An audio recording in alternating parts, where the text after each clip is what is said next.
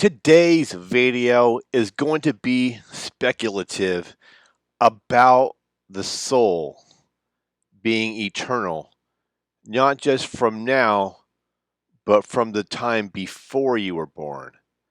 So, if you think your soul pre-existed this carnal existence, meaning that you existed before you were born, then this is speculation upon that.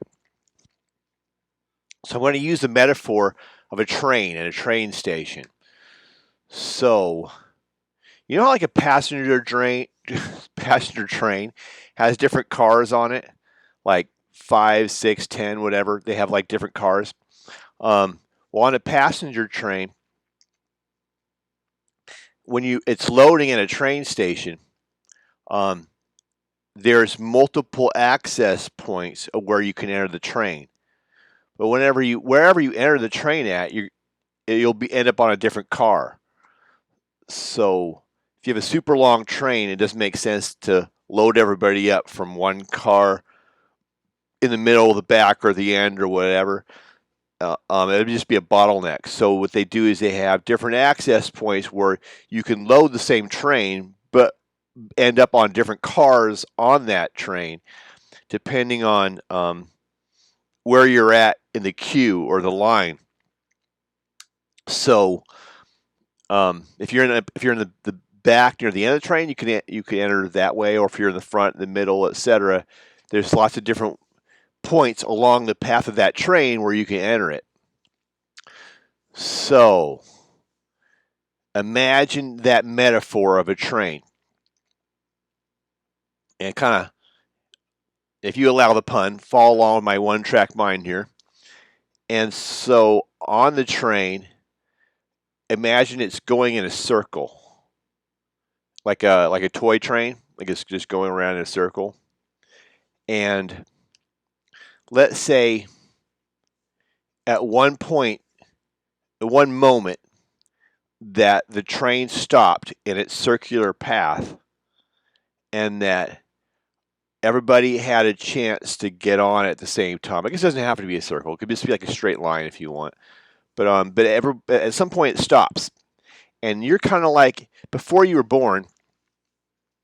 Let's pretend that you're at a kind of a spiritual Greyhound bus station, or a spiritual train station, terminal, whatever you want to call it, and you're waiting to enter the train. And there's all the spirits that have ever been are waiting to enter this train to get on the ride that's going to take you to this dimension. And let's say the first train car is 1929, and then the second car is 1950, and then the third car is 2019, and then the next car is 2030, and then the next car is 1 AD, and then the next car is 50 BC, etc. So all the cars on that train represent a different time. If you grab the 1950 car, if you're in that queue to get in that line to get into the 1950 car on that train, then you'll end up being born in 1950. Someone who gets on the 1980 train, they get born 1980. Someone who gets on the 120 BC train, they're going to get born 120 BC. So everybody's on the train. And then what happens is the train goes through the tunnel. And then when you come out, the train comes out the other side of that tunnel. That's where your destination was when you were born. So it's like you kind of went through the tunnel of the womb, and then you came out into this carnal existence. Well, pretend that everybody entered the train at the exact same moment. But when they left the train, once they got to their destination and they left the tunnel, that in say one person's mind, at that point where they were born, it was 1986 or 1996 or the year 2000 or what have you, or 20 BC, 26 BC, whatever it is. Whenever you left the train, that's depending on what car you were on, that's when you were born. And that's when you went through the tunnel and you came out into the bright light of this world, right? But imagine we all left the train, we all entered the train at the exact same moment, and we all left the train at the exact same moment. Now, like for example, right now, our perception is that this is July 21st of the year 2019. But let's pretend this moment is happening at the exact same time as all the other moments that have ever happened before. So because we got off the train, in our mind, this is a different moment than the one that went before it, the one that came after it, and all other moments in between and afterwards and forwards and backwards and everything else. But let's say that's all an illusion.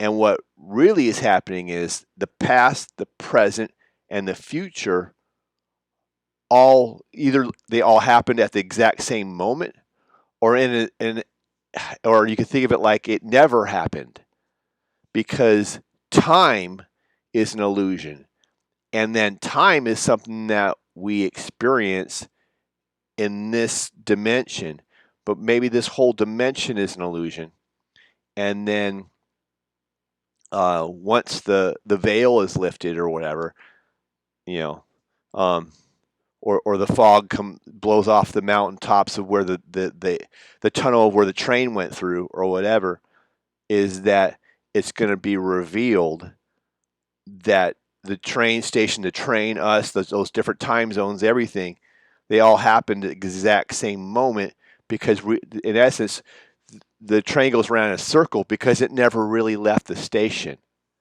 It's just our perception of what the station is changed because of the dimension that we're in right now. So that's what I'm trying to just suggest, is that maybe we're already eternal, and that we never really. It's just our perception of the time that we're in right now, which kind of explains, if you think about it, kind of like explains the Bible in a sense. And I'm just throwing this out of speculation. I'm not trying to make anyone feel bad or want to get mad at me for simply just inquiring or throwing out a suggestion. So don't take it like that. If I'm wrong, great. Just tell me I'm wrong. I don't care. But don't have a hissy fit about it. I'm just trying to just throw this out there for speculation. That's it. It's not the end of the world, although it kind of is. But it's not like speculating on something is going to get get you all upset about something or another. It's just something fun to think about. So if that's the case, then people say, well, some people would say this. They say, well, the God of the Old Testament is different than the God of the New Testament. I'm saying some people, not everybody agrees with this. All right, so they're not the same person. Things change. Why did God change? Right? Why did God say this and then He says this? Right? Why did He set up the conditions for where we needed the law? And some people would say, and we didn't because So people say He basically confirmed the law or whatever. But some people read it as like it's two different books, where it's like where He. For example, if He flooded the earth and He's like, whoops, sorry, now I'm going to have a rainbow, and we're not going to do that again. And it's a lot to put in a couple of sentences, but some people look at it that way. I'm not saying I do. I'm not saying you do. I'm saying some people look at it that way.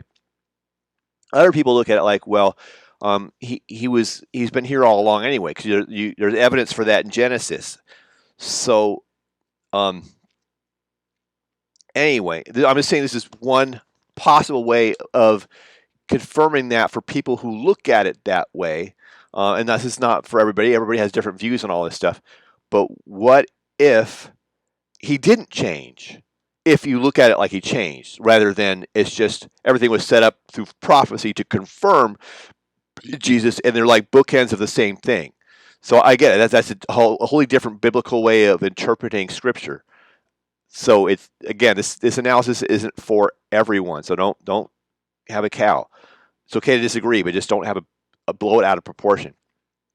So what um, if all time happened at the same time, meaning because time's an illusion anyway, um, then that would be another explanation for why it may, in some people's perception, that the Old Testament from the New Testament has that change, because it didn't really change, because everything happened at the exact same moment, because time's an illusion.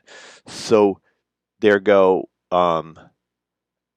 There wasn't really any changes are an illusion anyway, because it all happened at once. But, and if you live outside of time in a spiritual dimension, maybe it's easier to see all that. Because there's when you're not, your eyes are not prone to the same illusion, that sleep that you remove from your eyes, so you have eyes to see. That maybe it's a prophecy partly might come about through seeing through the veil of the illusion of time, because for you it's all one thing at once. You're not under that cloud, or that veil, or blindfold, or whatever you want to think of it as. So anyway, just throwing it out for food for thought. And once you go through the tunnel, you're on that train. Everybody's on their own separate car, but it's really never left a station, because all time is an illusion. It all happened at the same moment. And then once you leave the tunnel, that's where you come into this carnal existence, which is itself possibly an illusion. And so maybe with the Garden of Eden was never on this earth, or maybe it never left this earth, because it was part of a spiritual dimension that we can't see, because we were put into this illusion. Any event, just throwing it out there. Tell me what you think. Think about it, and bada boom, bada bing.